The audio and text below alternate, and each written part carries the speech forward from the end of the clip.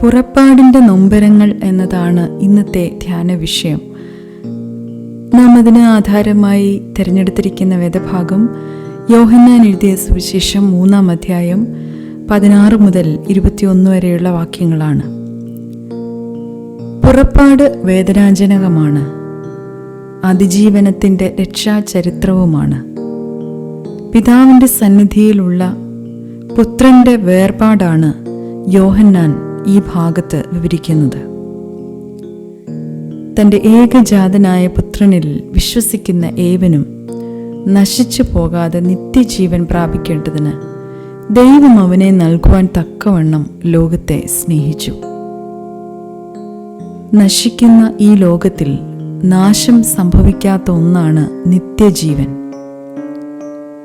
ദൈവം ഒരുക്കിയ രക്ഷാപദ്ധതിയുടെ വിവരണമാണ് ഈ ഭാഗത്ത് നാം കണ്ടത്.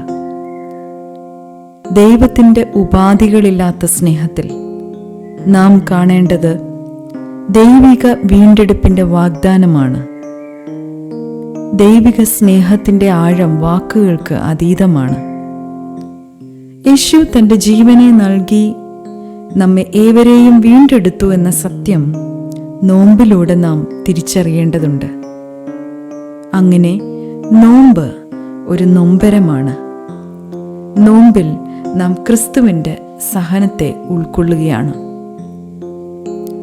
അടിമത്തത്തിൽ നിന്ന് സ്വാതന്ത്ര്യത്തിലേക്കും വീഴ്ചയിൽ നിന്ന് വീണ്ടെടുപ്പിലേക്കും ശിക്ഷാവിധിയിൽ നിന്ന് രക്ഷയിലേക്കും മരണത്തിൽ നിന്ന് നിത്യജീവനിലേക്കും നമ്മെ നയിക്കുന്ന ഒരു യാത്ര.